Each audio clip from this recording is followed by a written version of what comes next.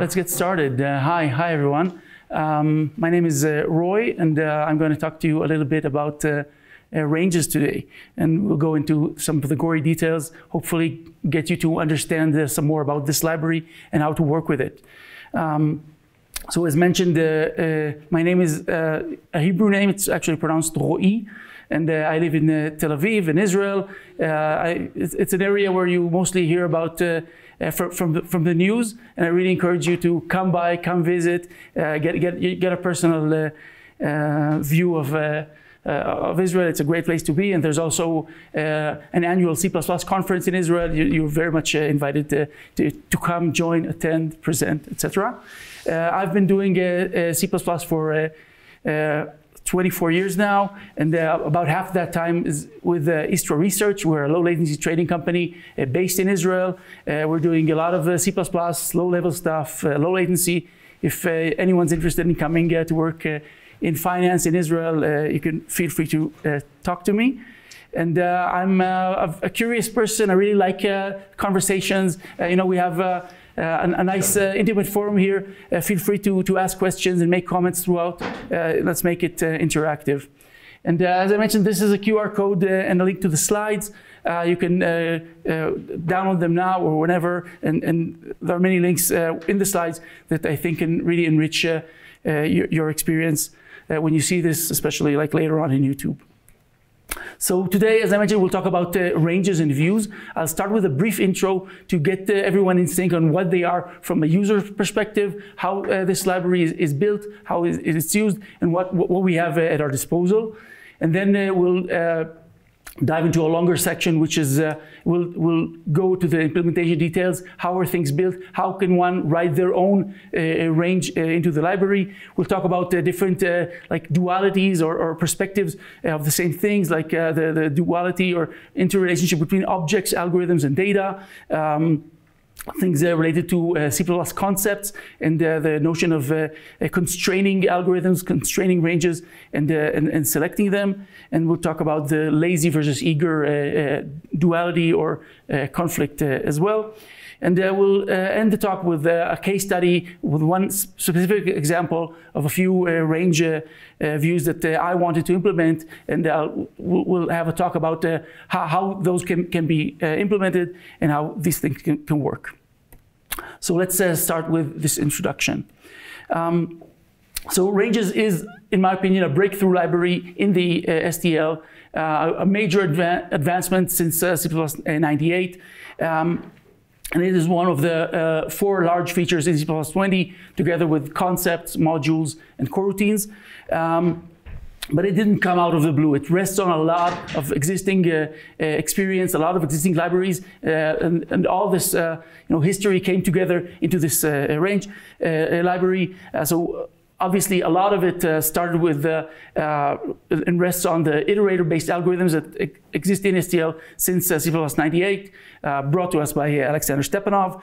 And then there's a lot of fundamentals from functional languages, from vectoric languages that exist and have been imported into C++ with the ranges library. And you can hear various talks by Conor Hoekstra about that.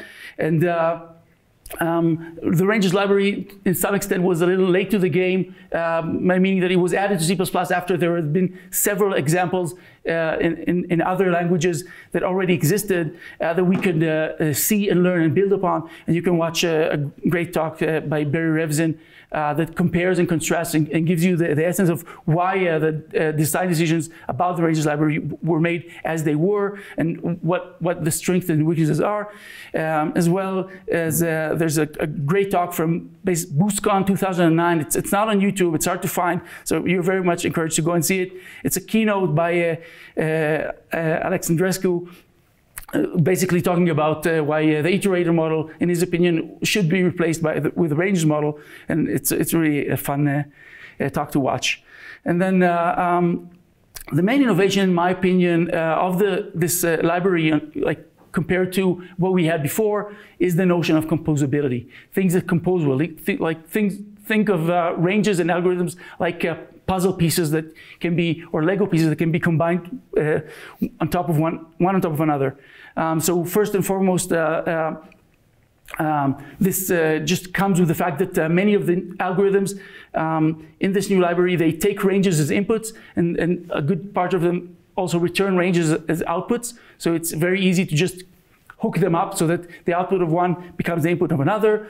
Similarly, the notion of range adapters, which will be the meat of our talk today, is also and the notion of algorithms that are encapsulated as these objects that can be hooked together into these chains of operations that can be done one after another. Many people call this notion expression templates, and we'll talk a little bit about that later on.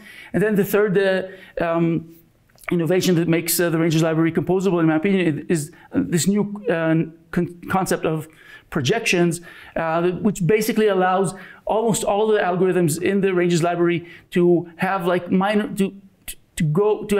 tweaks done by the users as it works on the data. And this way, it's much easier for us to compose different algorithms, even though they're not exactly compatible or they don't do exactly what we want. The projections can sometimes help us bridge those small gaps that were very annoying before the ranges library existed. So before moving on with the details of the library itself, let's get some terms into sync. So what is a range? A range is a C++ concept, and it appears also so the compiler knows about it, and it appears in the standard. And it's basically an abstraction of just a sequence of elements. Okay, so the basic thing that we can do with a range is know where it begins and know, is it over, is it done? Okay, and unlike CppNow, the end location is not an iterator. It can be an iterator, but it can also be a sentinel, which is like a more abstract, a more general meaning for a location or of just knowing when the range is done. This allows us to have more complex types of ranges and even infinite ones. And then a range algorithm is basically a function that operates on ranges. Okay, it's a function like any other function.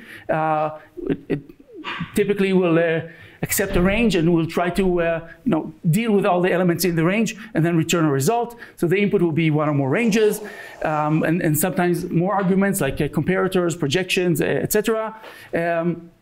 And it can output anything. Like the max element algorithm will return just an iterator to a single element. Sometimes we can output an entire range. And the typical way for a range algorithm to output an entire range is either to perform some in-place mutation or swapping of elements inside the input that it received, or through the notion of an output iterator, where you could just write out sequentially the result into some other location. And there are also some range algorithms that just return a sub-range into the range that they received as an input. And then what is a view? A view is actually a very technical term to some extent, and just a small narrowing or a narrowing of the entire notion of a range to only those ones that are relatively cheap to pass along from one place to another, or to hold inside as like a member of a class. So the only constraint that a view has that all ranges do not is that they can be moved at constant time. And if they're copyable, the copy is also amortized constant time. And many views are only movable and not copyable. If a view is copyable, it has to be copyable very cheaply. And obviously the compiler, it's hard for a compiler to reason about what's cheap and what's expensive. So we call this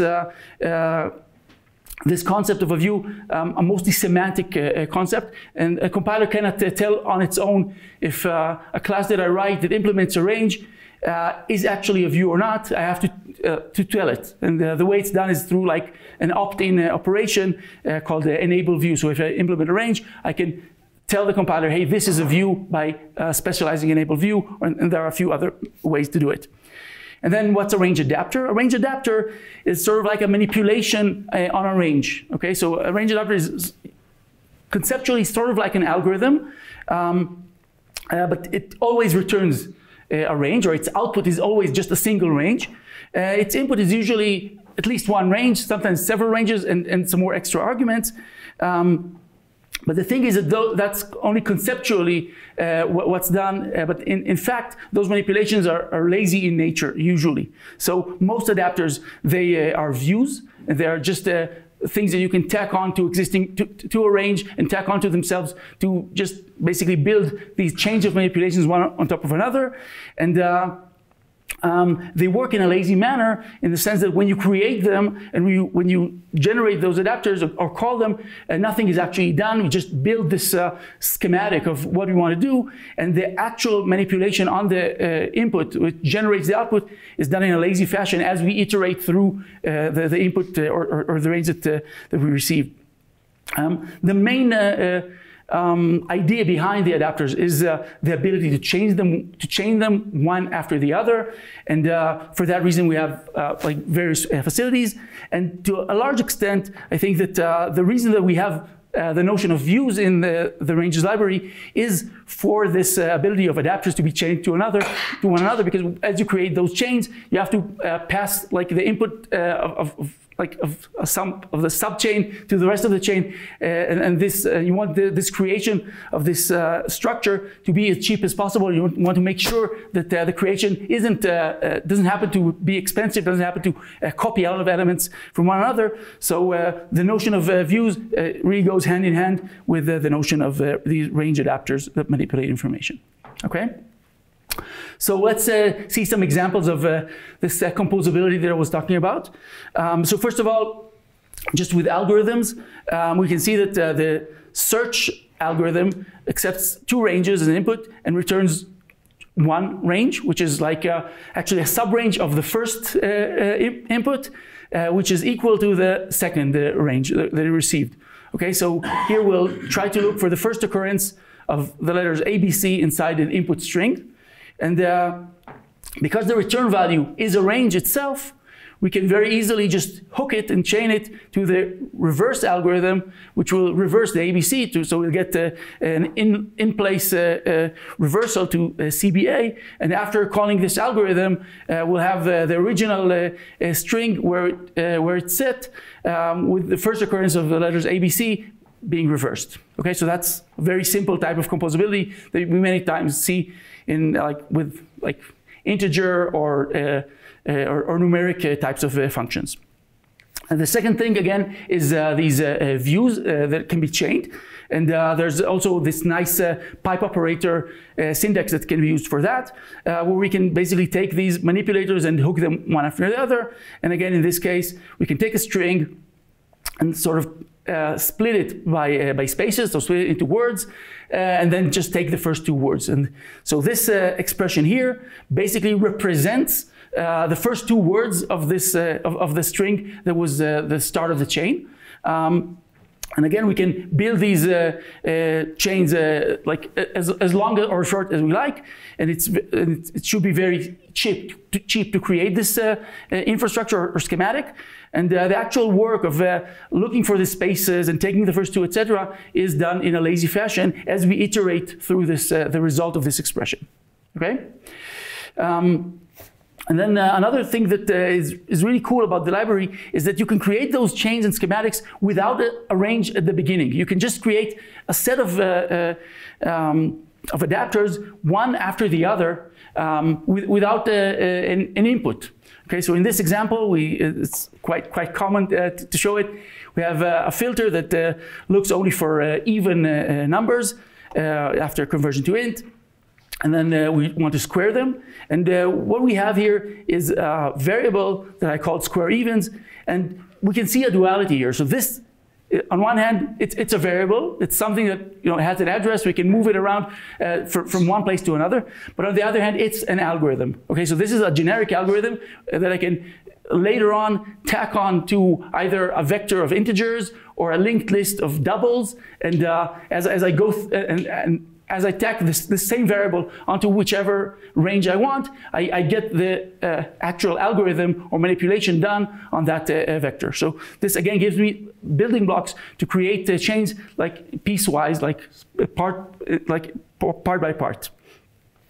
And as we think of those notions of combining various algorithms one after the other, we can actually enrich our vocabulary. You can actually have these sort of different adapters that make sense on their own as a single building block that enriches our vocabulary. So in this case here, if we have, let's say, a sorted range of values, we want to just create a histogram. So the way to do it is we can write an algorithm, but instead of writing a full algorithm, we can just chunk the range by using the equals operator, and that way we'll basically just chunk the input into various chunks, where each chunk is just a subrange of elements that are equal to each other. And once we have those chunks of elements that are equal to each other, we can transform each such subrange to just a pair of the one representative, the element itself, and the length of that chunk. And so what we got here is this histogram algorithm, which is receives an input, which is again possibly a sorted range of items, and will return an output which is a range of pairs, like of one representative of each item and the number of occurrences that it received, sort of like a unique -c in Linux, if you know about it. And that way we can write full algorithms or full range algorithms without actually like writing our own begin and end functions and operator ++, just by hooking up specific or different building blocks that we already have in the library. Okay? Cool. So happily, the ranges library, was introduced in CpplusPlus 20 and is still an ongoing effort to grow it. So there's new additions in CpplusPlus 23, everything with an asterisk here, and there's also a plan going on and moving forward for even more additions. So the vocabulary that we get inside the language grows more and more. And I wanted to give you just a short overview of everything that we have so far. It's quite a long list, so we'll try to go through it quickly. And I grouped all these views into like some subgroups, basically by the shapes of the inputs and the outputs that they generate. I'll try to talk a little bit about that. So a factory is something that just starts off without a range, with a value, and is able to create a range out of that. Yeah, so we can create just an empty range or a range with a single value. We can create a iota, which is just a sequence of ever incrementing integers, and the iota can be either bounded or unbounded. An iStream iterator can pull information from a stream basically and generate items out of it. And in CpplusPlus 23 we got repeat, which is sort of an extension to single, which just creates an arbitrarily large range just with the same value repeated over and over again. And again, it can be of a bounded or unbounded size. And then after we've created those ranges, the majority or the largest group that we have of views are the ones that are rank preserving. What do I mean by rank preserving? I mean that the inputs and outputs have typically the same shape. What do I mean by shape? A shape is sort of like the dimension of the input. So a range of integers is sort of like a one-dimensional range, where if I have a range of ranges or a range of tuples, then I could consider it as a two-dimensional thing, right? Because each and every item in that range of tuples is also a few elements on its own. It has a beginning and ends of its own. And specifically, if there are ranges of ranges, like the range goes and increases or decreases in that sort of fashion. So these, I should know that the shape remains, but not necessarily the size of the range. So the all view is sort of like something that looks a little meaningless at first. It's something that whatever it gets as an input will be returned as an output, but it actually has quite a lot of usefulness, and we'll see it later on. And the filter is a range that will typically potentially shorten the input that it receives to only those elements that meet some criteria, but still the shape remains the same. Transform, you probably know, we've seen it before, just keeps the same number of elements, but just changes their values. And then take while and drop while will either keep or drop the first few elements until some number of elements or some condition is met. Then there's subrange and counted, which basically return just some consecutive region inside the inside the input range that they received, where subrange basically works based on two iterators, and counted works based off of an iterator and a count. The common view can take an iterator sentinel range and convert it into an iterator range. So it can basically merge and create sort of like a variant or union of the inputs type, and in order to make sure that whatever comes out has like the same type of begin and end. And then reverse, as we can think about it, is what can go over the range from end to start. And it's also interesting to see that both the reserve word and the transform word, and I guess there are probably a few others in here, they exist in STL now, both inside the stud ranges namespace as algorithms, as well as in the stud ranges views namespace as range adapter views. Okay, and so one is eager, the other is lazy. Okay, and then stride just goes over a range in specific hops. Zip transform actually can be considered also as a rank decreasing view, because it actually receives several input ranges and goes over them like element by element, I guess step by step, and can transform each of the like matching elements into a single value. And then adjacent transform does a similar operation, but just with a single input range, but looking at different like sliding windows over it. And then as constant as R value are just sort of like casting operations. So if I receive a range of non-const elements, I can create a range of the same elements, but just as const ones, and similarly as R values to allow better move semantics and better, I guess, performance if you want to move this the input information into another container, into another location. And then rank decreasing, we have elements, keys, and values, where actually keys and values are just aliases to the elements range adapter, where basically if I have the input, which is a range of tuples, I can just pick just one of the elements of each tuple and get out just a range of values. Just one of each tuple gets picked. And if I have a range of ranges in input, then the join and join with will basically flatten them to just put and create a single range of values by just concatenating the existing ranges in the input, potentially with a delimiter. And then rank increasing, which basically takes ranges of values and turns them into ranges of tuples. We have a few of those, all in CppNow. So zip is very much like the Python zip, and enumerate is very much like the Python enumerate. And then the Cartesian product is similar to Z, but instead of going like one over like in lockstep together on all ranges until you reach the shortest one, Cartesian product will basically give us all the different combinations of the input ranges that it had. And adjacent will basically go and create tuples of like sliding windows again, something that can be very common in, I guess, signal processing, etc. And then we also have these range increasing operations that are not generating ranges of tuples, but ranges of ranges, like more dynamic. Again, so there's split and lazy split slide, which creates like sliding windows of subranges and chunk by. And again, typically, so those will be, so every item of this result will be a subrange into the original input that we had.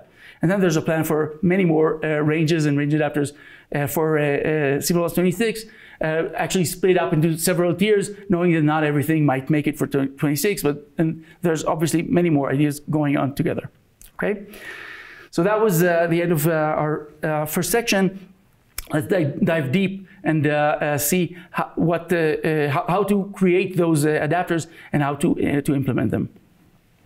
So, as you mentioned, the heart of the matter is these composition chains. And the adapters actually support two modes of combining adapters one on top of another. One is a nesting and the other is pipeline or infix composition.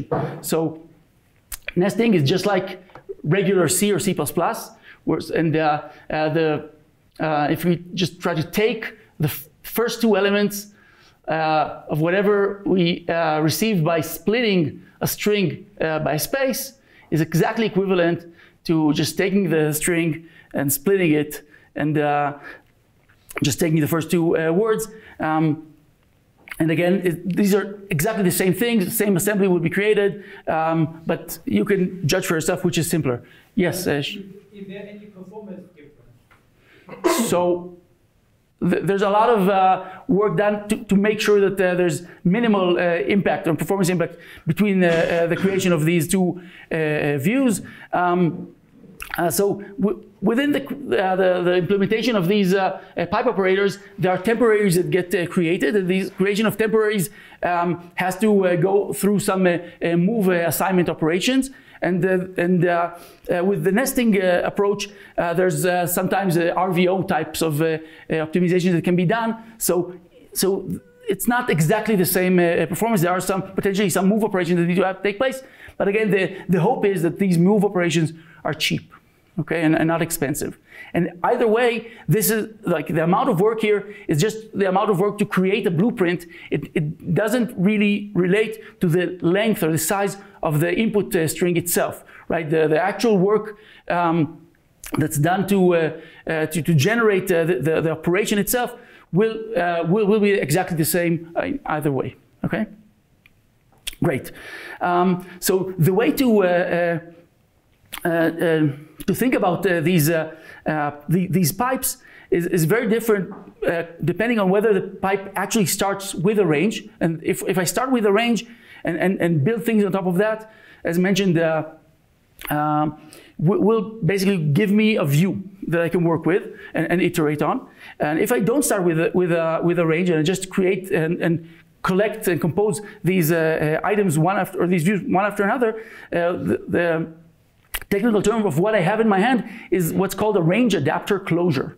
Okay, so a range adapter closure is basically like a chain that doesn't have a start. That can be tacked on to either another range adapter closure afterwards or not. And these range adapter closures are those things that basically can be either nested through the call operator or combined through the pipe operator. And the only reason for these objects to exist is to be chained later on to some range at the start of the work. And for that reason, I sometimes don't really think about them as objects, and think about them more like algorithms. And semantically, they are sort of like generic algorithms. And happily enough, the standard also gives us a nice CRTP type helper called range adapter closure that whenever I want to implement my own closure, I can just derive from that in CRTP style, and it will do a lot of the heavy lifting to create this nesting versus pipeline duality. Okay, so let's see it in action. And this is like the simplest range adapter that I could think about that I can try and work with.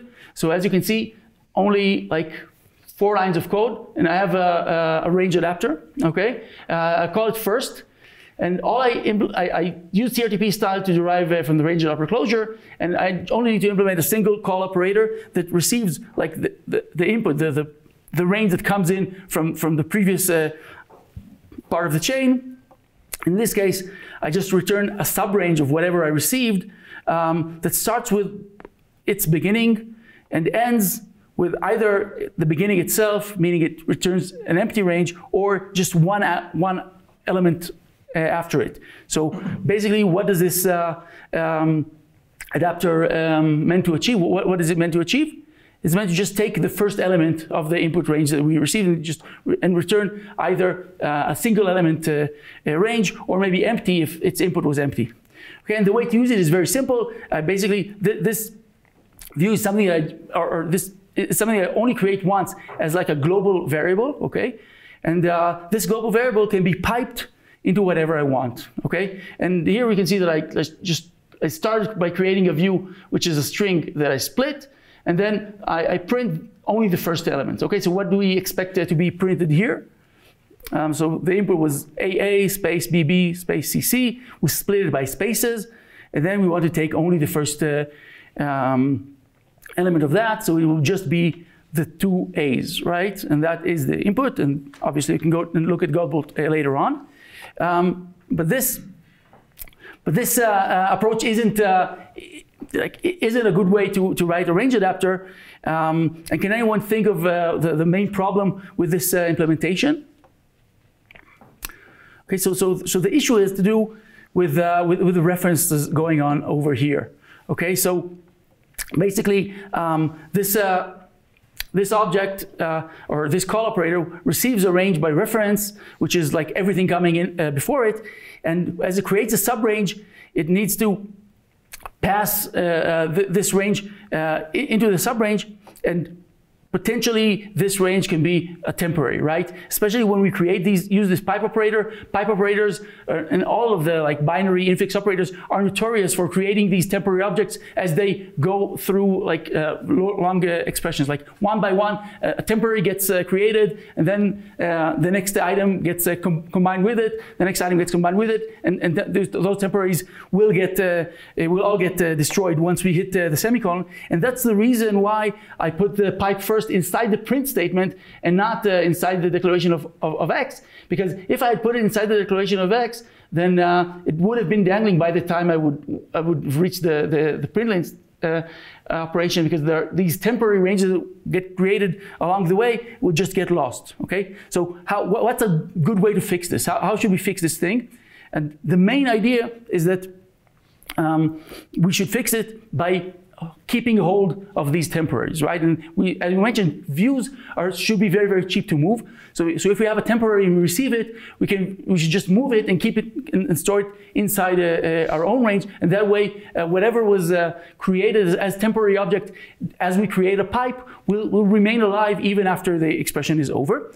And this really can be done here. Like, so first of all, I should note that this first object is just one global variable. We can't really add a member to this struct, this first struct that will hold the range, because this call operator is what returns the range itself, okay? And the subrange class, which is, by the way, the only view in the C++ standard in the slide that I showed before, that doesn't reside in stud : ranges : views a namespace. It's a view, but it resides in stud : ranges, just so happens.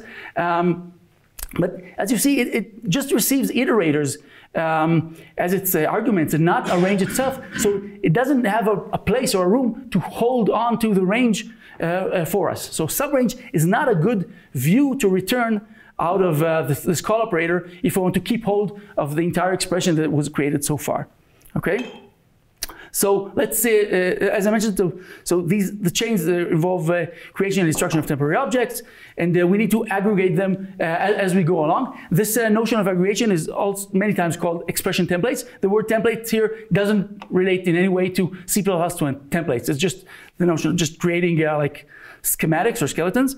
And to that effect, when you see something like a string pipe to a split, pipe to a take, the type of that thing typically will be something like a take view of a split view of a string. Okay, so the entire like structure of the entire expression is stored in the result of this object, and actually all the temporary views that are created as we create this expression can be stored inside this object.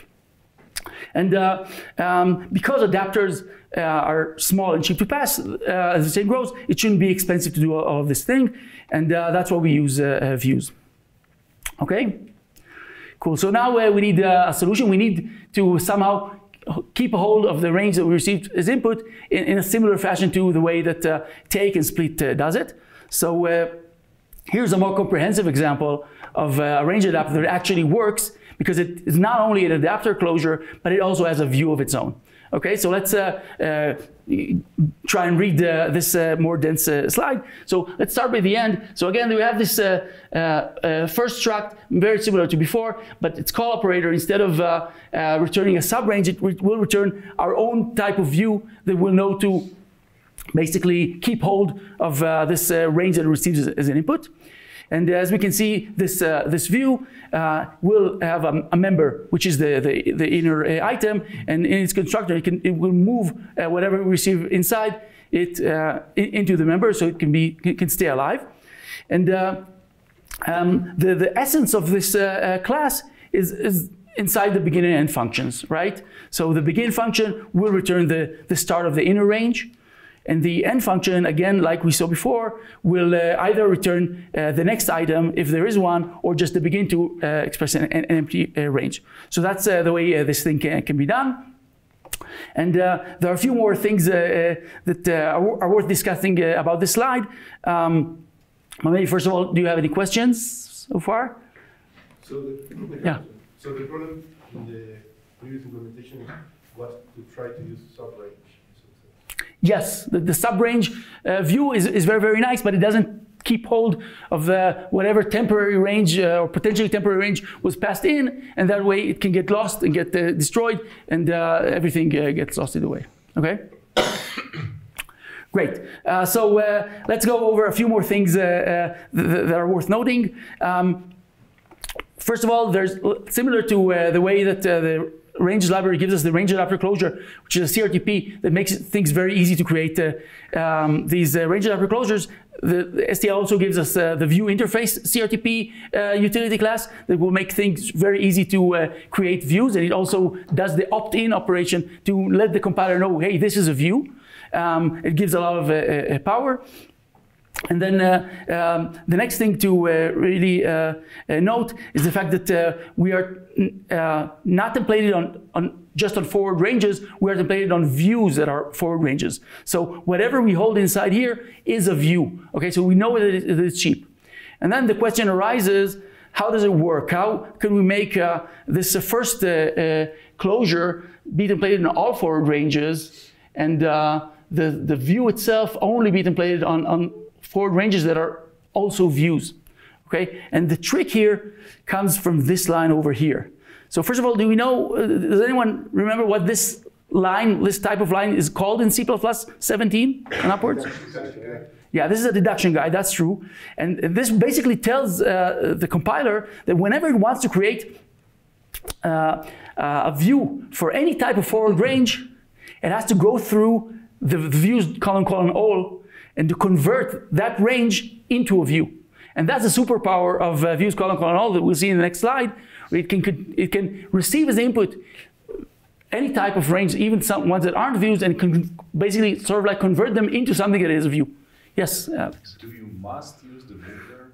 Because it's a view, it's something that it's easy to copy, and you don't pass spans like references. Yes, so views are not easy to copy. Views are always easy to move, and if they're copyable, they're easy to copy. But there are views that are just not copyable. Okay, so it's a must. Yeah. Okay, and then last thing on this slide is this size member function. Oh yeah, another question. Is there a missing move on the last line? Is there a missing move on the last line? So that's like a move or a forward or something. So I think it's fine because this the constructor accepts the item by value, but I'm not sure. But you might be right. Okay, so let's talk about the size operator. The size operator is also kind of special. It's a const function, so it's a copy, right? Well, it's a const function for the adapter closure. It's not a const function for the forward range itself or anything. Yeah, and it just returns the view. But you said before, some ranges are not copyable, so you need to go forward there. Yeah, you do, because if all gives you an owning range, that won't work. Yeah. Owning ranges are removed. Yeah, so as Zach mentions, there's a missing stood move or stood forward here. Okay, so what's special about the size member function? So the range library, typically all ranges can tell us what their size is, but the semantics that is expected is that you can, I want you to tell me your size only if you can calculate it again very cheaply, like in constant time. Okay, and in this case, regardless of what the input is, this first item view can actually calculate its size in very cheaply in constant time, because we only need to check whether the input is empty or not. And if it's empty, then our size is 0. Otherwise, our size is 1. Even if potentially the incoming view is something that's maybe like unbounded, or something that even doesn't have a way to calculate its size really cheaply. And once we implement a size method like that, it's a hint to the compiler and a hint to other range adapters and algorithms that it can be called cheaply and worked on, which is sometimes very useful. Okay? Yes, more questions. If it can't be cheaply, then you just don't have the function, or what do you do? Yes, so the typical expectation, as far as I understand, is that if you can't calculate the size cheaply, just don't have this member function, and whoever uses your code will just have to resort to distance. But there is a way to opt out and have this function, but tell the compiler and the system that it is not constant time, and that's, I think, was created specifically for linked lists. Yeah. Yeah, just to be clear, the view interface will give you size and the index operator and various operations. So the idea is, just as he said, you provide this when you have a more efficient way of doing it than the default behavior. But many of these operations, if you don't list them, you actually get them because of the view interface. Okay, so Zach's comment was that the view interface CRTP helper will add many more functions that people can use, and some of them are just maybe not as efficient as could be, and that way, and that's when you can go and implement your own. Okay, so the next slide is basically just a repetition of most of what I said for people who only see the slides and don't get to hear me. But two more points to note is one regarding const correctness of the begin and end functions, which is a very tricky thing. So typically, you would expect the begin and end functions of a container to be const, or maybe to have both like a const and non-const versions that will return a const and non-const iterator, etc. And in Range's world, it's very tricky. And we'll talk a little bit more about that in a few slides. And you can see some talks by Nico Jusudis, who really hammers the point and shows great examples of why that is. And the second thing that I didn't discuss was the fact that this creation of a view done by the closure is not just a copy-paste thing. There are also some like tricks and optimizations that can be done there. For example, if we try to reverse a view that's already reversed, it's not only okay, it's also actually mandated by the standard that the result of this call operator of the view adapter closure will just remove those two adjacent reverses instead of just creating this very large unnecessary chain. Okay? Cool. So let's talk about this superpower of views : all and lifetime management. Okay? So as mentioned, things can be dangling in C++, and whenever we have a chain of adapters that starts with like a base range at the beginning, it's quite important to make sure that the base range stays alive when we try to iterate over the result of the entire chain. Otherwise, we're hitting undefined behavior territory. And the way that the range library tries to help us with that is using value categories, R value versus L value, to try and avoid such cases as much as possible, to make sure that if this range that is the start of a chain is going to go away, we try to keep a hold of it. Okay, and the basic idea is that we have two types of views in the ranges library that we can make use of. The ref view is just basically a couple of iterators to the beginning and the end, and it will only work with L values. It cannot be constructed from R values, and the assumption is that we'll create a ref view when we know that the range that we're going to look at will stay alive, and the user will be responsible.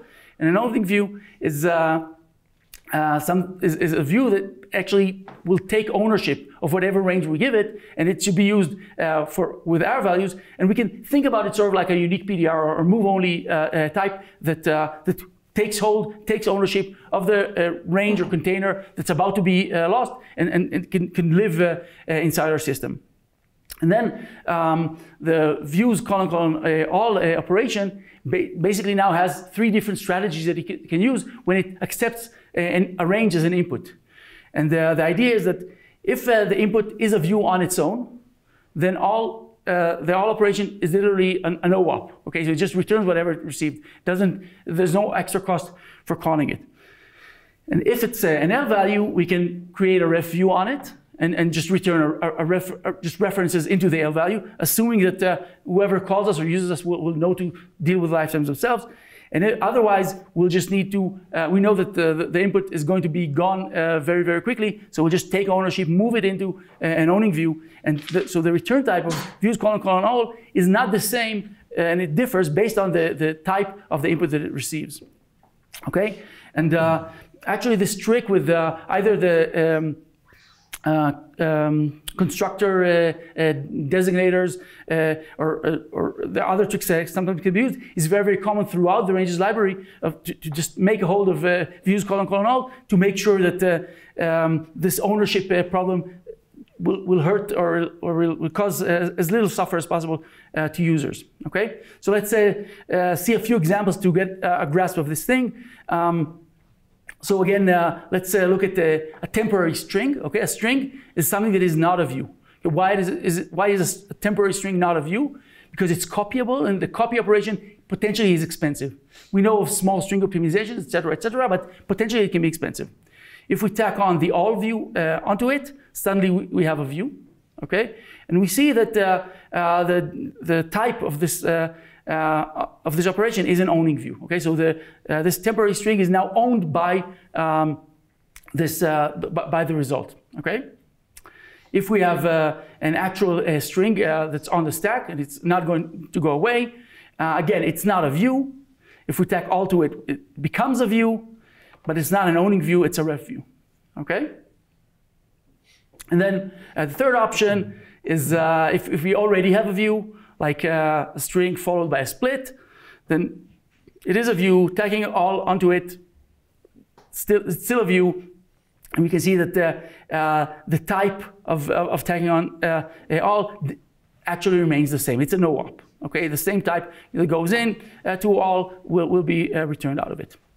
Okay, and lastly, we should be careful that this is all, like the compiler, again, doesn't really know a lot of the semantics behind things. It's syntactic in nature, and that way things can sometimes bite us when it comes to performance or even functionality. So a good example is like a very large array. Okay, a very large array is not a view, because obviously copying an array and even moving an array is expensive.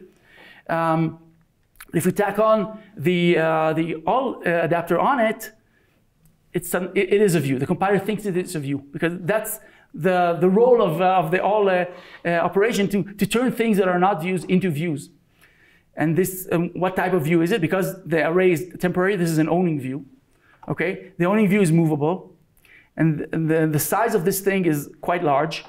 So this move operation will be quite expensive. Okay, it will be comparable or linear with the size of the range itself. Yeah, but that's the way it is, and that's the way it works. So you should just keep it in mind. Okay, yeah. So in terms of copyability, right? So ref view is copyable, but owning view is move only. Is that correct? Ref view is copyable, but owning view is move only. Because it's just a reference. Yeah, that's correct. It's cheap, so there's no problem to copy a ref view. Yeah. Okay, cool. So let's talk now about range adapters who are not just views, but also views that have their own types of iterators. Okay, and that is where we start to talk about being lazy. And so most views in the standard, and most views that we'll, I think, write on our own, will not just be a closure that returns some type of a view. That type of view will actually have its own kind of iterator, and their begin and end operations will typically return their own iterators and their own sentinels, etc. Most of their functionality will be done throughout the member functions of the operators of those iterators themselves. So, for example, a transform will utilize the star operator. The filter, strider, reverse will utilize the different operators that move the iterator throughout the range, like forward, backward, etc. Take while basically hooks onto the comparison with the Sentinel to make sure that we can stop sooner than we want. And there are obviously some more complex adapter views that are basically just utilize more of the functions in unison or to make in harmony to create and generate the result that we want. Okay, and this lazy approach has a lot of benefits, right? The fact that we don't really do anything when we construct the view, we just have a different type of iterator that does some extra work as we look into the iterators or traverse them. So the first benefit is there's potentially less work, okay? Because we're lazy, if whoever calls us or whoever uses us doesn't need to go through the entire range and only needs to look at just a few of the items, we can potentially need to do less work, so it's great. Obviously, the lazy approach has a better support for infinite ranges, right? If we're not lazy and we're eager, dealing with infinite ranges is a lot harder.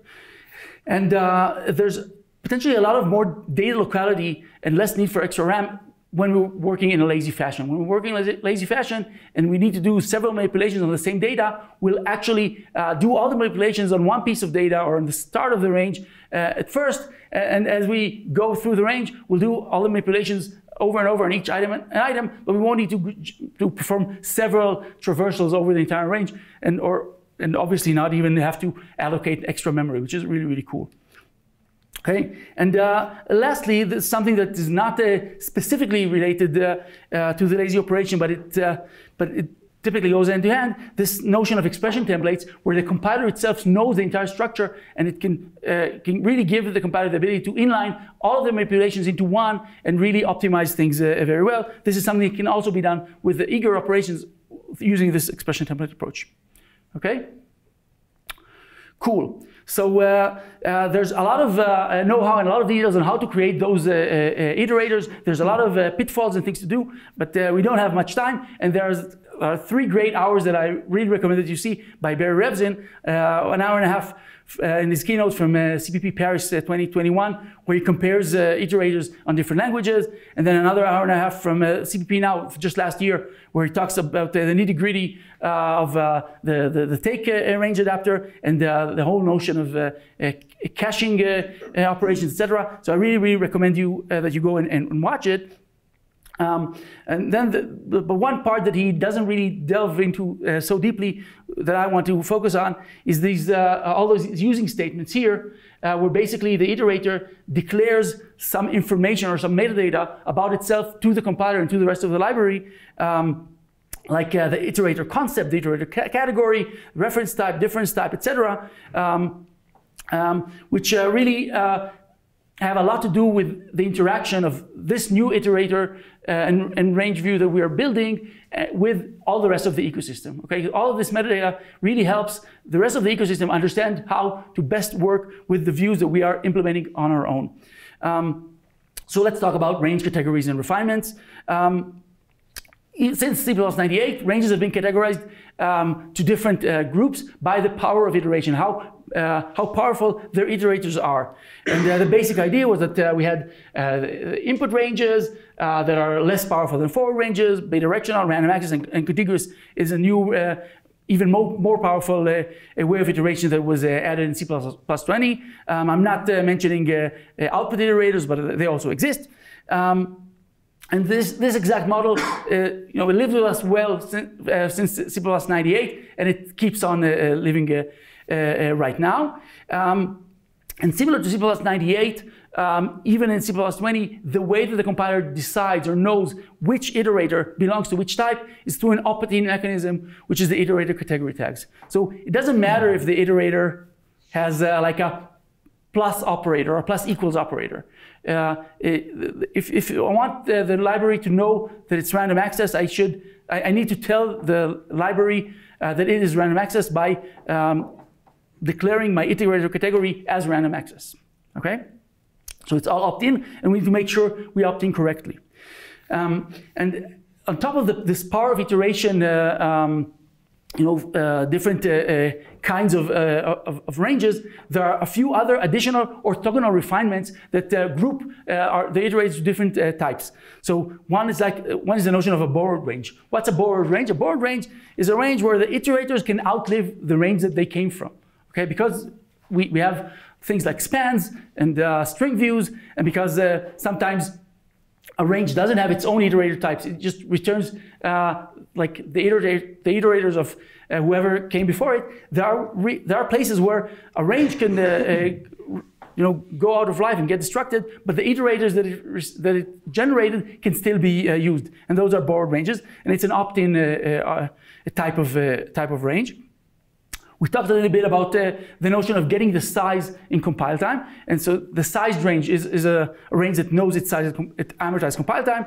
And again, the way to declare that a range does it is by implementing the size operation. And there is an opt-out used for mostly for, I think, linked lists that historically had the size operation, which wasn't constant time. Then there's a common range. A common range, I talked a little about it before, is a range where the begin and end operations return the same type of object. So it's an iterator to begin and an iterator to end, and not a sentinel. And sometimes algorithms would only work with common ranges, especially like legacy ones, etc. So it's important to know and distinguish between common and uncommon ranges. And lastly, there are constant ranges, which again are ranges where the iteration is always on constant objects that cannot be manipulated. Okay, so there's a lot of importance of having our range adapters and the iterators that we create correctly publish their effect on the input. So so if I can only accept like bidirectional or more, and whatever I return is suddenly random access, I need to publish it correctly. I need to use concepts in a way that lets the library and lets other components in the library be aware of my capabilities and what I might do to the ranges or the views that I receive as inputs. Okay, great. So why do we have this notion of refinement? The main reason, from my perspective, is the notion of algorithm selection. So what's algorithm selection? I think it's best seen by an example. The ranges library has two functions, one called size, and the other called distance. And I've put in the description from cppreference.com. So one returns the size of the range as a signed integer, and the other returns the distance between the beginning and the end of the range. And again, I'll tell you that it's signed. So what's the difference between size and distance? Okay, and the complexity. Yeah, so it has to do with complexity. The thing is that size will only work for sized ranges. We're using the concept requires clause mechanisms to make sure that size will not compile if its input can work in constant time. Size will either work in constant time or will fail to compile. Distance is smarter, it's more generic. If we give it a sized range, it will generate the result in constant time. But if we give it a range that isn't sized, it will just go linearly, item by item, to find the distance, find the size, and return it. Okay? And on Ben Dean's talk from CPP North, he recommends using distance and not size, so that we get the functionality and not have the compiler in our way. But I think it depends, right? Sometimes we want the compiler to stop us. Okay? So inside the loop, for example, you might not want the algorithm to be n squared, so you call size. Yeah, exactly. If you're inside a tight loop and suddenly distance operation is linear on its own, you're getting your algorithm n squared, which can be very, very bad. So there's no surprise and no coincidence that ranges came into the C++ language together with concepts, because the ranges library uses concepts to make this algorithm selection type of thing and algorithm constraining type of thing much, much easier than it was before. There were other mechanisms to achieve this goal of algorithm selection before CppNow, namely called the tag dispatch, but they were like less precise and less flexible than concepts were. Okay. Cool. So a small digression now on the laziness and how lazy and how efficient we are when we write our code. So let's get back to this example that I've shown before about histogram that chunks an input range to various chunks of equal values, and then wants to convert each of those subranges to just one representative and the size or distance of that chunk. Okay. So in this example, I chose the distance operation, and now I want to ask us how many passes does this algorithm do over a piece of data. So if I give it a range of 1,000 elements, how many times do I need to pass over this range of 1,000 elements in order to get my result? Okay, but when we try to think about how we would implement this chunk and transform operation, like in a handwritten code, we would think intuitively that a single pass should be enough, right? We just go through the range, just look and find in those places where the value changes and is not equal to the previous one, and just keep track of where was the last switch and the number of steps that we needed to make in between, and that could give us exactly what we need. And will this chunk by followed by transform also do a single pass? And the thing is that it really depends on whether this distance operation it receives a range that is sized or not sized, right? So what's the input of this distance operation? It's basically a subrange. Well, it's whatever the chunk by view returns as its objects, right? Which is a subrange into the input. Okay, and so is a subrange to some input sized or not? Okay, so if I have a subrange into some vector, is it sized? If I have a subrange into some stud set or stud list, is it sized or not? Okay, and as you might think, a subrange is sized only if its input is sized itself. Okay, so a subrange into a vector or an array or a deck, I think, is sized. And a subrange into a set or an unordered set or a list will not be sized. And that will mean that the distance will need to traverse the entire subrange on its own. It means that we're not going to have a single pass, but we're actually going to have sort of two passes over the information. So the chunk by operation will create those subranges by going from the start to the end of every chunk, and then the distance operation will just traverse the entire chunk again, just to count how many elements we have in it. Okay, so that's not so good. If you read into the subrange documentation, there's the notion of subrange kind.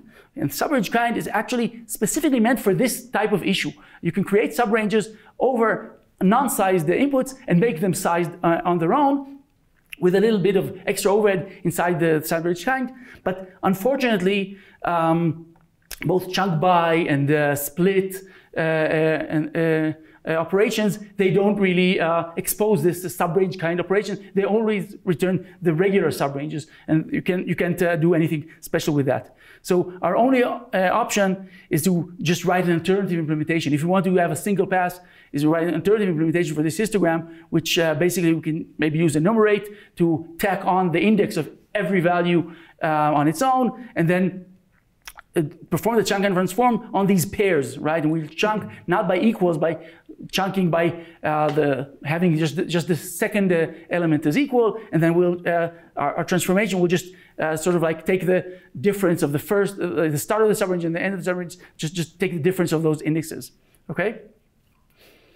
So that was our digression, and let's talk a little more about the const correctness of the ranges and iterators. Again, iterators in C++, they're not value semantic objects. They're indirect semantic objects. So a const space iterator is an iterator that always points to the same location. And one might call it an iterator const. And a const underscore iterator is an iterator that cannot change its whatever it's pointing to, right? And And whenever we create our own ranges and our own iterators, it would be nice of us to also keep this distinction as much as possible.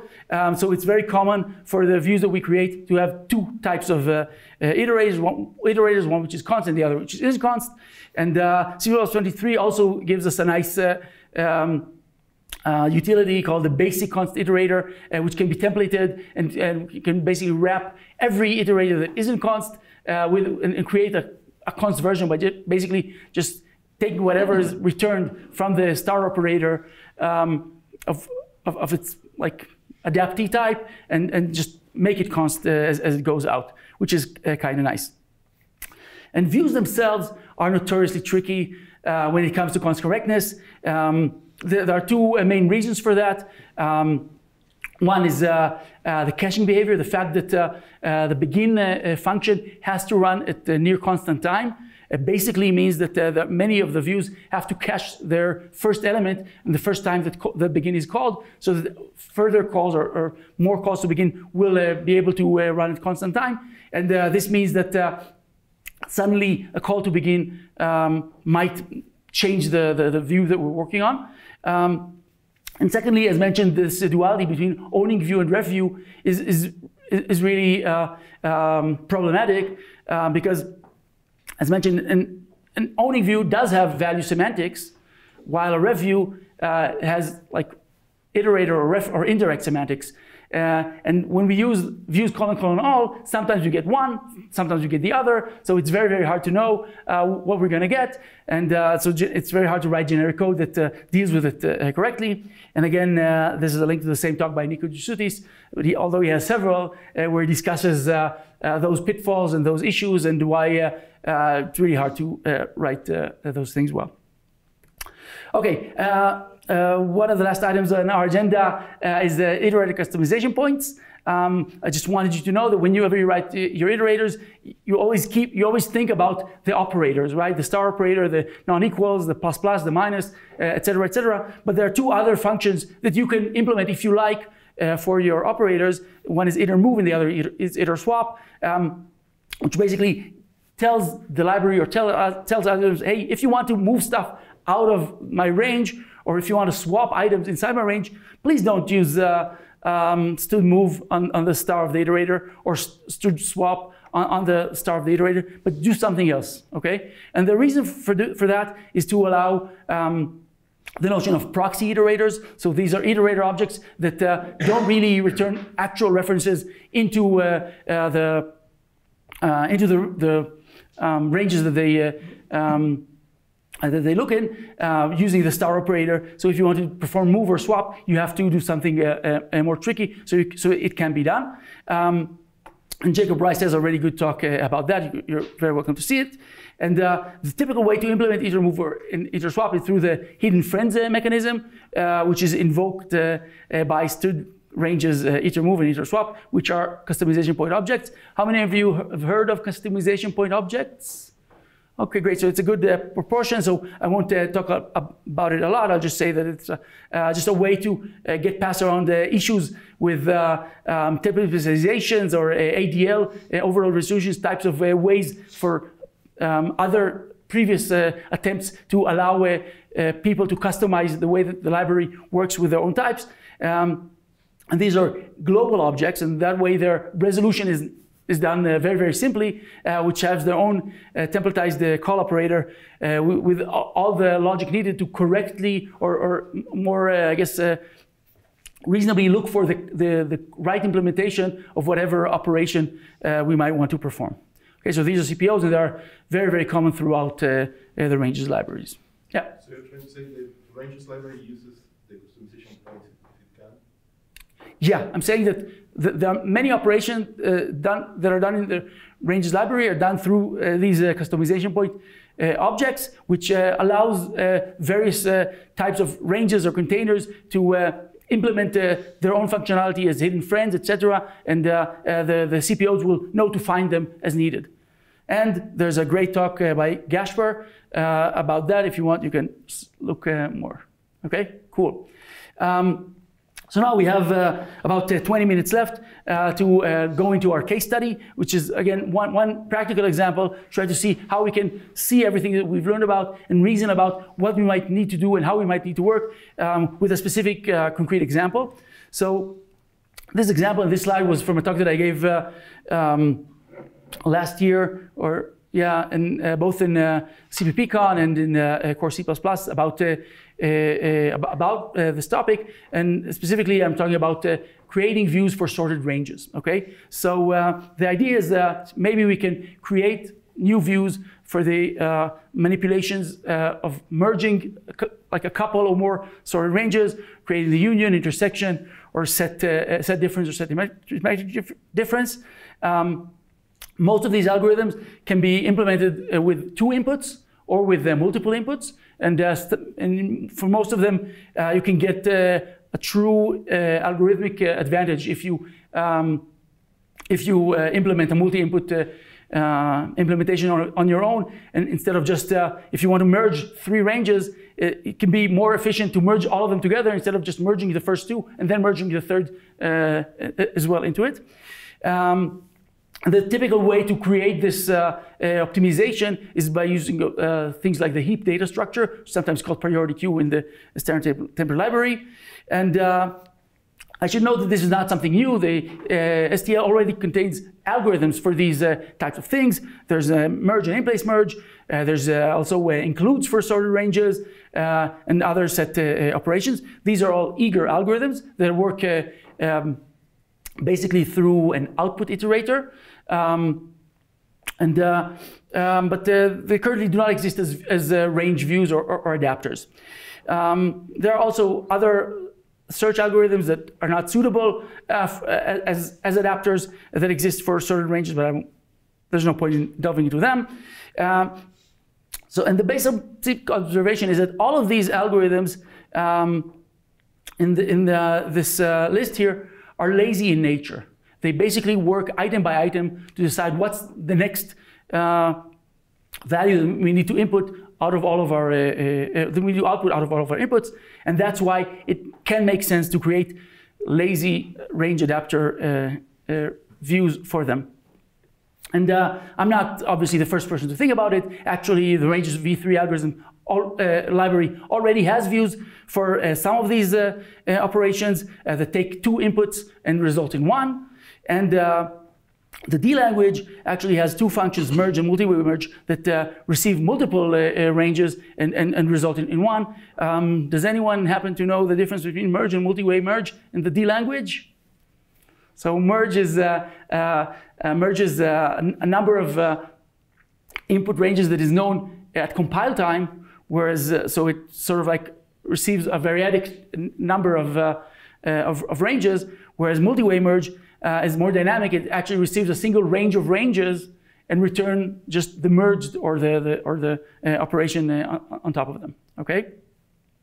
So the implementation approach will be very similar to what we talked about.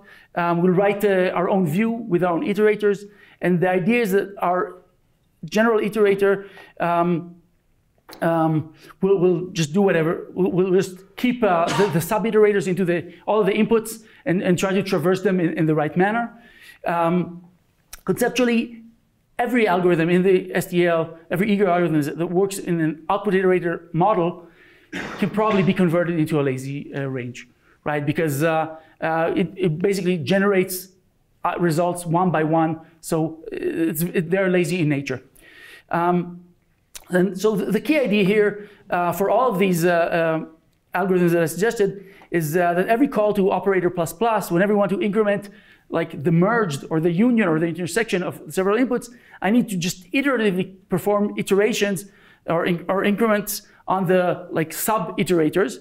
We always take the lowest one, the one that's, that has the lowest value, and try to move it along forward. And that's where the heap data structure comes into place, where we always want to know which is the lowest of all of our inputs and move them sort of like in lockstep, but not really one by one in a round robin approach, but more just always knowing which range currently is at the lowest point and pushing it forward. And then, so this is the basic approach, but then there are various details that and opportunities that are potentially different for the different algorithms, and that's what we'll try to talk about next. Okay, yeah. So let's start. Begin has to be constant time, right? We said that it's potentially an issue with many cases, and the way to deal with it in places where it's not possible is to cache the first value. So do we need to cache the first value for set operations? Okay. So it turns out that for union and merge, if I wanted to get the set union of two ranges, or the set or merge the two ranges, I don't need any caching. It's very easy. I just compare the first item of each of my two inputs. The lowest one is the begin, right? But intersection and difference are more complicated. They will probably need caching, right? Because sometimes just looking for the first item which intersects between two ranges, we need to traverse them potentially all the way through. So we'll need caching for that. What's the iterator category of these set operation ranges? Okay, so first of all, what do they need as an input? I think input iteration seems enough, meaning I only need a single pass for my input ranges in order to calculate and traverse and create a set union, set intersection, merge, etc. Actually, yesterday this slide said for the iteration, but now I think an input might be enough. If my input ranges are stronger, have more capabilities, are forward or bidirectional, I believe the output, like merge result or union or intersection result, can preserve this power. Okay, so if all of my two inputs or all of my inputs are forward ranges, I can be a forward range. If it's bidirectional, I can also be bidirectional, but I probably need a second heap. I need to have a heap of like the lowest numbers that I didn't reach, and also a heap with like the inverse comparator of the highest number that I've already gone through, something like that. Does that make sense? And then what about random access? So if my inputs, even some of them are random access, I can utilize it for better performance. Random access iterators has the power that I can call lower bound. And lower bound can perform like logarithmic time searches of specific items. So specifically in cases like intersection and difference, I can, instead of just looking for the first intersection in two ranges, I can look at I can perform like logarithmic searches of like where's the first place where a specific item that I've seen, my first input range also appears in the second input range or the other way around. So that's something that can be done. And so I can get a potential algorithmic value if my inputs, or even some of them, are random access. But random accessness cannot be preserved. Even if all of my inputs are random access, I don't think I can make the result of a set union or set intersection be random access as well. Yeah, but if you have ideas, I'll be happy to hear about that. Okay, so that's the notion of iterator categories. Let's talk a little about the rest of the refinements. Common range can be preserved, right? If all of my inputs are common ranges, I can be a common range as well. Size range can be preserved only for the merge operation, right? So because set intersection is larger than the size of both inputs, but it's not sure how much larger it is, right? And the union is larger, the intersection is smaller, but a merge always has the same size, right? So if all of my inputs are sized, the merge operation specifically can also be sized on its own. And those are the refinements and the categories that I should use when I implement my iterators. Okay, cool. Let's talk a little bit more about how to make these views work with multiple inputs and not just on two inputs.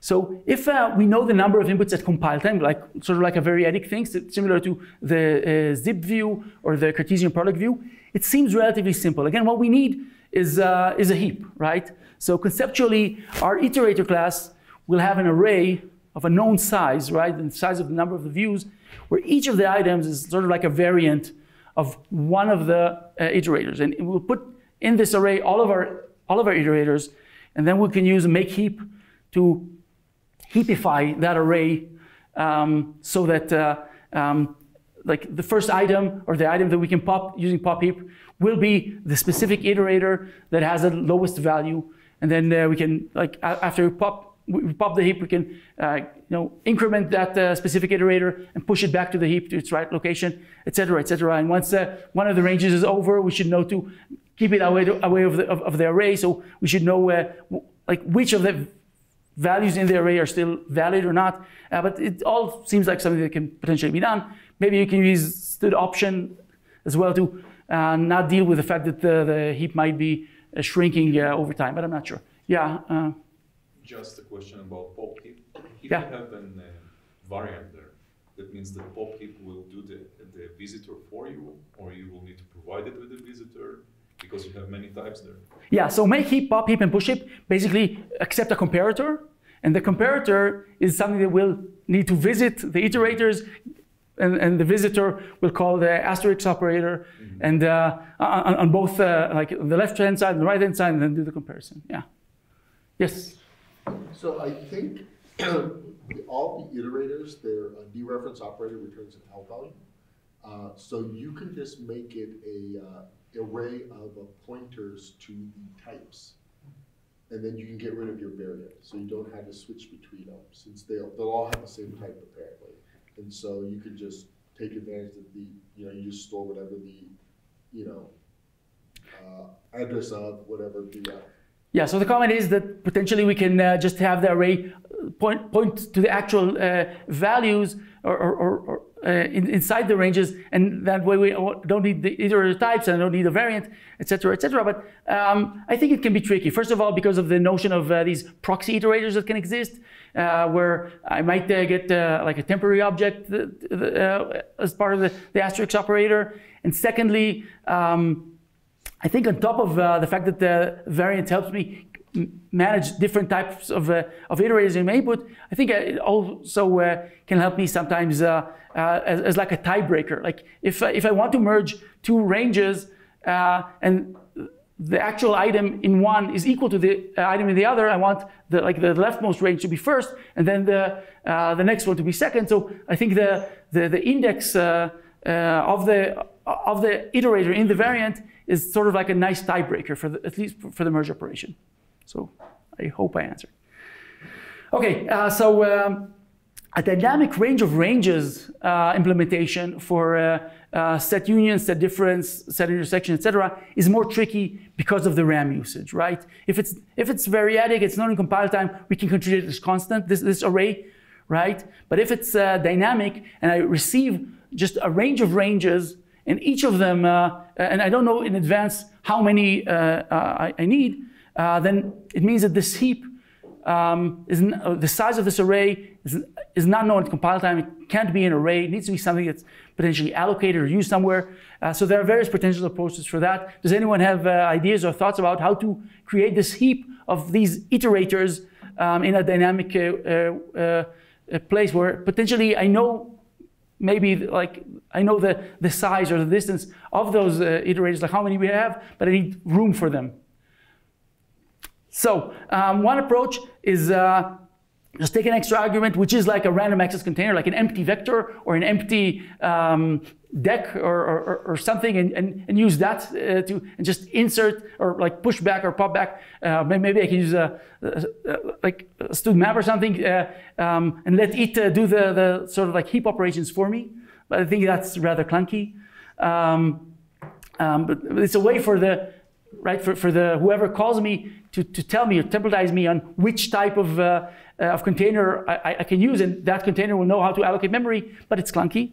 The second approach is to use an allocator, right? PMR or non-PMR, and that way, if I need extra room, I'll use that. And the third approach is the one that's used by the D language. It actually has a lot to do with these notions of owning views and ownership of whatever's inside the range. And the idea is that sometimes it's okay for me to perform swaps and perform operations on the previous step in the chain for me, or that I have, because I know that it's there intentionally left for me to make manipulations on. So in this example, let's say I have some range of ranges of various cars sorted by, or just a range of cars sorted by their maker and then by price, okay? And then I want just to merge it to have just a single list of all the cars sorted by price, okay? So I'll chunk it based on the maker, right? And then, so this way I'll have this dynamic range of ranges, one for each maker, and then I can perform like a 2-vector operation, right? And that's a range adapter that's not a view, which will basically allocate memory for me. And if I want, I can use a PMR vector or something else. Or if I know that I have, if I know like a maximum number of threads, I can use maybe a static vector, etc. And then this merge operation will know that it has like an owning range that is received as its input, and it's it might be okay for it to really just work on that information and use that and like make heapify and go over that information just as it exists in the chain. That's the way the D language does it. Okay. Questions on dealing with multiple inputs? Great. Why do we need a variant in the first place? Can you repeat that? So the idea is that potentially I might want to merge a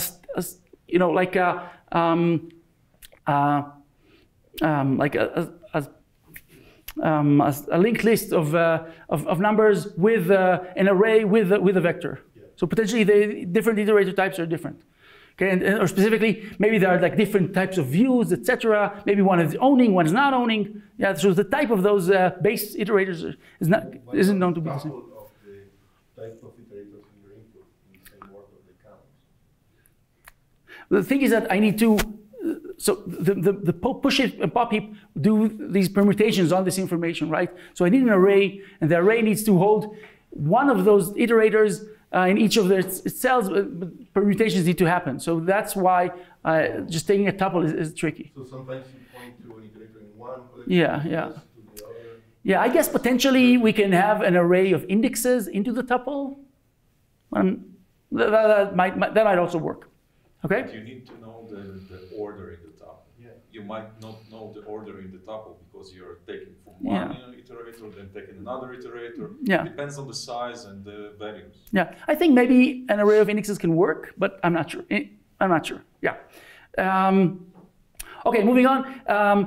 One slide before last, let's talk a little bit about a totally alternative approach to implementing these set operations using std generator. Who's heard of std generator? Okay, that's another view in the library that doesn't exist in std : ranges : views. It's just in std. It's the first library edition that utilizes coroutines, and the basic idea is to expose a coroutine that performs co-yields of items as if it's a view. Okay, and it does model a view. Std generator is a move-only type. The move is considered cheap, and it is a view. The main advantage of implementing those functions using std generator is it's very simple, right? All the intermediate states, all the heaps, all this information is stored in variables. I can use std vectors if I want. It's very, very easy. The code looks very, very procedural style. The implementation of like this new std like set union generator will look very, very similar to the implementation of the existing std set algorithm. I don't think there's like a generic way to convert or to take the existing algorithms in STL and wrap them with generators because of what's known as the coloring problem. But definitely the implementation will be very, very similar, and you can probably do some code sharing in that. Okay. The main disadvantages are the result of std generator is always just an input range. It's not a forward range, not bidirectional, etc. The performance is very compiler and optimizer dependent. Okay, if you care about performance, a compiler can potentially wreak havoc. And that's what I have to say about generators. Questions? I have just a few more minutes, so a summary slide. The ranges library is an exemplar of composability. Whenever you think of breaking down an algorithm into several parts, think of ranges. They were developed not just to be used by the standard implementers, but also to be extended by us There's specific work done to make it easy, you know, see those CRTP helpers, those customization points, so everyone can write their own. And it requires know-how, okay? We need to know all of these details. I'll try to go through the important ones in this talk, but it's not rocket science. Just need to make sure you think about everything, and it can be done. And now it's our turn to just think of those ideas and write them. I'm happy to take questions. Thank you very much. Yeah.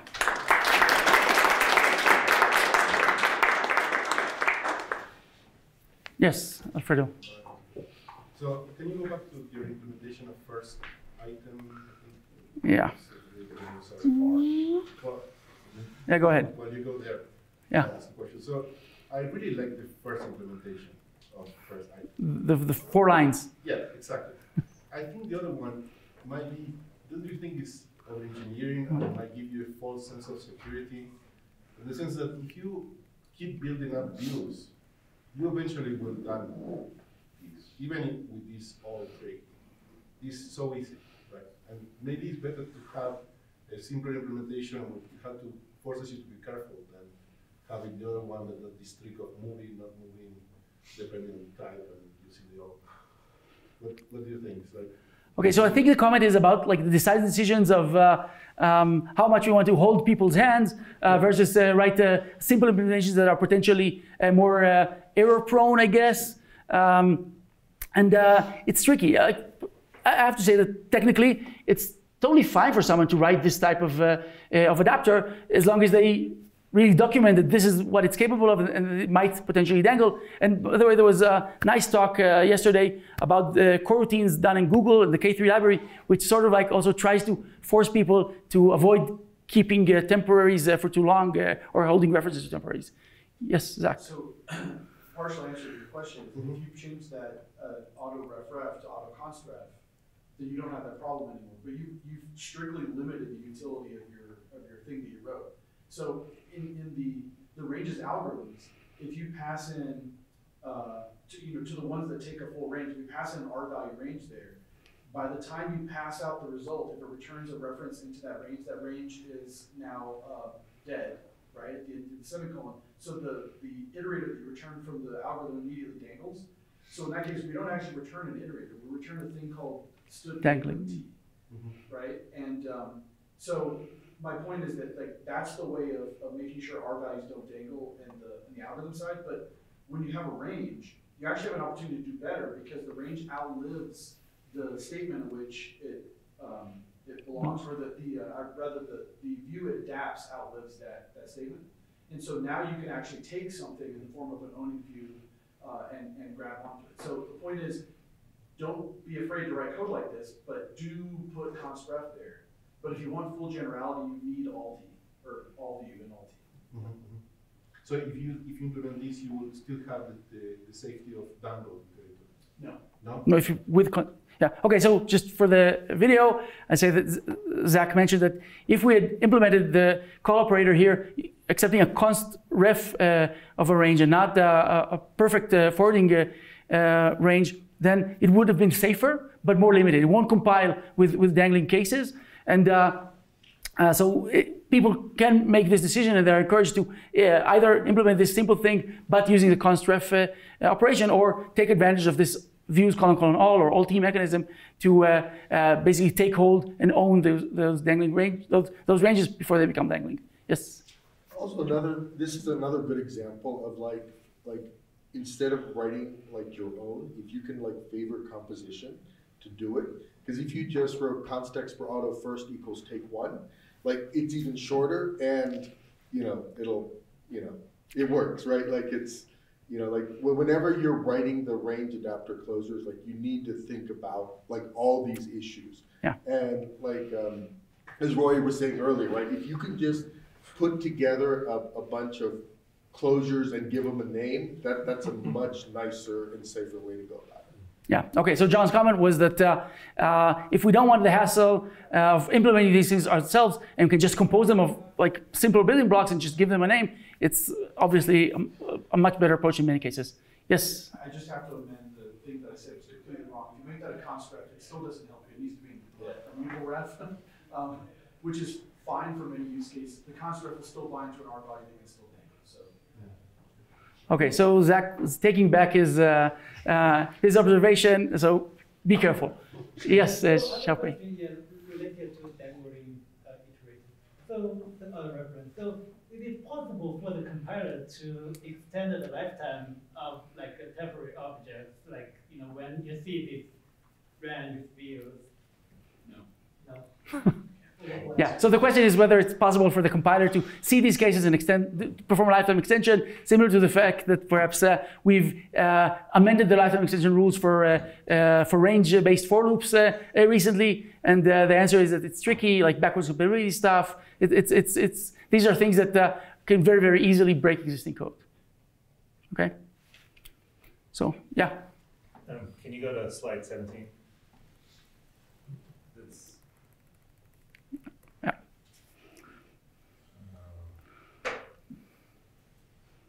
Maybe that's it. So it was, I'm not recognizing it now, but it was a question about owning view versus not owning view. You had an example where it was taking an array. Yeah. Yeah, okay. So my question is like, so it's if it's an owning view, it's going to be movable, but is it going to be cheap to move because it's an array? It's basically a copy, right? Yeah. So you still have to be careful. Exactly. That's, yeah. So you're right. This owning view of the array is movable, but it's not really cheap to move, but still the standard will call it a view, and it can be expensive, so beware. Oh, you see it right there. Okay. Yeah. Thank you. Okay. Anything else? Thank you very much. I really enjoyed the time.